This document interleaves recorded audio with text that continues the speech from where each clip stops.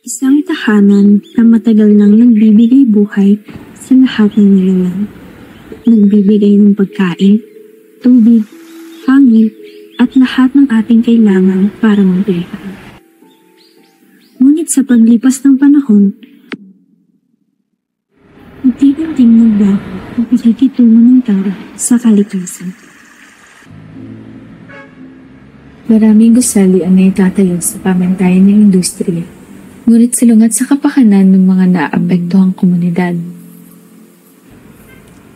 Bawat itinatayong gusali hanggang ngayon, ito ba ay para sa kapakinabangan ng nakararami o nagkikinaglaban?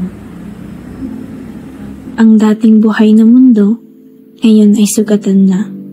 Ang mga kagubatan ay nauubos. Ang mga dagat ay nalulunod. Ang hangin-langit tumidilim. Tayong mga tao ang may kapangyarihan para gumawa ng tama. Pero ano ba talaga ang mas mahalaga? Pera o buhay? Bilang tao, kailangan natin tanungin, ano ang tunay na halaga?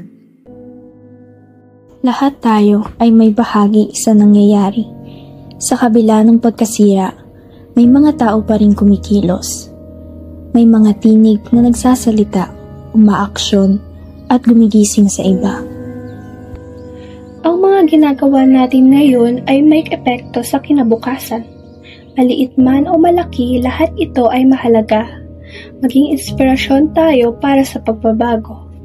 Natin na ang bawat Pilipino maging mulat sa usapin ng climate change. Aabot sa 500 mga puno ang tatanim. May bagong banta na nagpapadya. Tinitiyak po namin segregated na ito. Umarte ng level ng dagat ito. Maunawaan ang sanhi at epekto nito sa kalikasan sa ating buhay. Dapat sa mga epekto ng pagputol ng puno kahoy. At ilang araw lamang na tuloy-tuloy na pagulan, lubog na sila sa bahan. Pas 6,000 katao na sawi, super bagyong Yolanda. Lahat ng yan sa dagat ng bansa. Kapag nag-high tide, sinisimula ng kainin ng dagat ang kalsada. Sa gitna ng pagbaha, inuuna pa din ang pag-unlad ng ekonomiya. Nagpalit nito ang pagkasira ng kalikasan. Maharap tayo sa tanong kung unahin ba ang pag-unlad o ang pangangalaga sa kalikasan sa gitna ng pagbago-bagong panahon. Sa pagtuloy ng pagsira ng kalikasan, nagdudulot ito ng baha, landslide at pabago-bagong panahon na nararanasan natin hanggang ngayon. Ang kalikasan ay may sariling batas. Hindi likha ng tao, kundi ng may likha. Ito ang batayang gabay ng lahat ng buhay sa mundo. Kung lalabag tayo rito, tayo rin ang mawawalan. Ang tunay na kaunlaran ay yaong sumusunod sa likas na kaayusan. Ibalik natin ang balanse para sa ngayon at para sa kinabukasan. Ang pagbabago ay nagsisimula sa simpleng hakbang.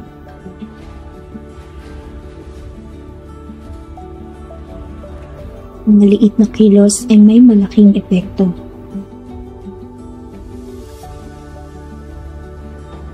Ang pagprotekta sa kalikasan ay hindi lang tungkulin.